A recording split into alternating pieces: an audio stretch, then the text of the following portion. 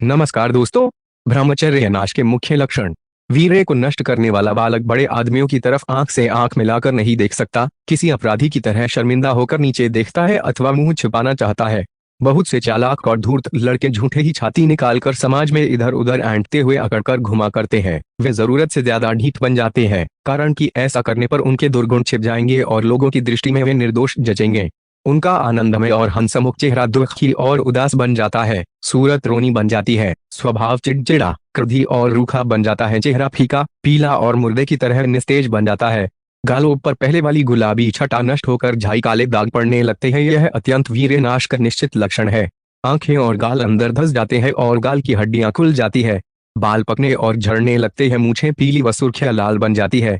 कोई भी रोग ना होते हुए अकाल ही में वृद्ध पुरुष की तरह जर्जर, दुर्बल, ढीला बनना, किसी अच्छे काम में मन न लगना, थोड़े ही परिश्रम से और दौड़ने से हाँफने लगना और मृतपिंड की तरह उत्साहीन बनना, दैनिक कर्म करना भी अच्छा न लगना, सामान्य से सामान्य काम भी कठिन जान पड़ना, चित्त में कुछ चिंताओं का बढ़ना, थोड़े ही डर से छाती में बेहद धड़कन आना तथा भयभीत हो जाना, थोड़ा सा भी दुख पहाड़ सा मालूम होना, बार बार झूठी ही अस्वाभाविक भूख लगना या भूख का मंद पड़ जाना, यह भी वीर्यनाश का प्रमुख चिन्ह है। अपच और कब्ज जिसका निश्चित परिणाम है चटपटे मसालेदार पदार्थ खाने में रुचि रखना।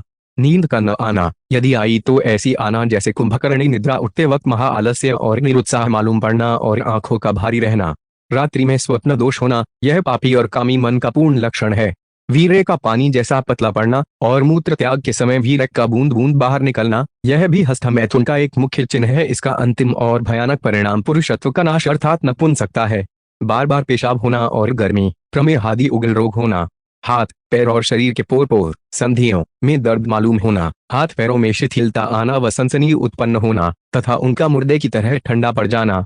तलवे और हथेलियों का पसीजना, यह वीर्य भ्रष्टता का प्रमुख चिन्ह है। हाथ पैर में कंपन मालूम होना अर्थात हाथ में पकड़ा हुआ कागज या कोई वस्तु हिलने लगना, हाथ कांपना।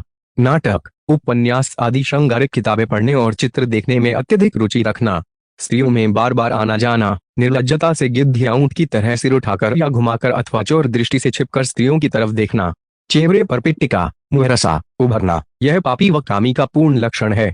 किसी समय ऊपर उठते समय एकाएक आंखों के सामने अंधेरा छा जाना, देखा हुआ स्वप्न याद न रहना, किसी जगह रखी हुई वस्तु का याद न आना और कंठस्थ की हुई कविता या पाठ भी भूल जाना और मानसिक दुर्बलता का बढ़ जाना।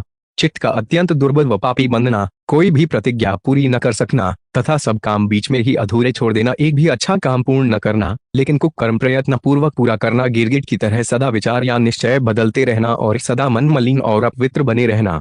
दिमाग में गर्मी छा जाना, नेत्रों में जलन उत्पन्न होना और नेत्रों में पानी बहने लगना। क्षण में रुष्ट, क्षण में तुष्ट होना। माथे में, कमर में, मेरुदंड में और छाती में बार बार दर्द उत्पन्न होना। दांत के मसूड़े फूलना और मुख से महान दुर्गंध आना तथा शरीर से भी बदबू आना। वीर्यवान मनुष्य के शरीर से सुगंधी निकलती है। मेरुदंड का झुक जाना, फिर हर समय झुककर बैठना। वृषण की वृद्धि होना, उनका लटक जाना। आवाज की कोमलता नष्ट होना, आवाज का मोटा, अप्रिय और रूखा बन जाना। छाती का दुर्भंग हो जाना, छाती की हड्डियां दिखना। नेत्र रूपी चंद्र सूर्य को ग्रहण लग जाना, नाक के कोने में प्रथम कालिमा छाती है, फिर बढ़ते बढ़ते आंखों के चतुर्दिक ग्रहण लग जाता है अर्थात चारों ओर से नेत्र काले पड़ जाते हैं। यह अत्यंत वीर्यनाश का बड़ा भयानक और भीषण चिन्ह है।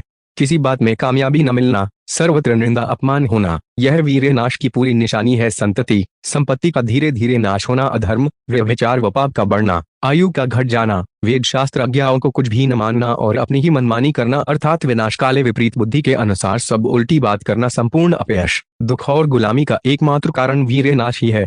अंत में कभी कभी दुख और पश्चाताप के मारे आत्महत्या करने का विचार करना इति प्रमुख चिन्ह। माता पिता गुरुजनों का कर्तव्य, यदि कहे गए लक्षणों में से कोई भी एक दो लक्षण अपने पुत्र पुत्री और शिष्यों में दिखाई दे तो फौरन उनके सामने वीर्यनाश रूपी पाप के परिणाम का भीषण चित्र तथा ब्रह्मचर्य की श्रेष्ठ महिमा स्पष्ट शब्दों में कहे। कई लोग यह समझते हैं कि अपनी संतानों के सामने हस्त मैथुन आदि महानिंद्य बुराइयों का वर्णन करेंगे तो यदि वे इन दुर्गुणों को न जानते होंगे तो भी जान लेंगे, परंतु यह धारणा बिल्कुल व्यर्थ और विनाशकारी है। यदि आप न कहेंगे तो बालक को संगति में पढ़कर अवश्य ही उपर्युक्त दुर्गुण सीख जाएंगे, परंतु बुराइयों का तीव्र निषेध और ब्रह्मचर्य की उज्ज्वल महिमा का वर्णन यदि आप करेंगे तो बालक अवश्य सदाचारी और ब्रह्मचारी बनेंगे। ऐसा विश्वास रखो, गंदगी या गड्ढे को ढांपने के बजाय उससे बचे रहने का ज्ञान करा देना ही बुद्धिमानी और सुरक्षिता है। यदि माता पिता और गुरु भोजन केवल 15 मिनट की रोजाना ब्रह्मचर्य की शिक्षा अच्छे ढंग से घर पर विद्यालय में दे तो कितना ही अच्छा हो। हम पूर्ण विश्वास से कह सकते हैं कि भारत का इनसे अतिशीघ्र उद्धार हो सकता है। माताओं पिताओं देश गुरुजनों सावधान। पुस्तक ब्रह्मचर्य ही जीवन है, लेखक स्वामी शिवानंद से आभार।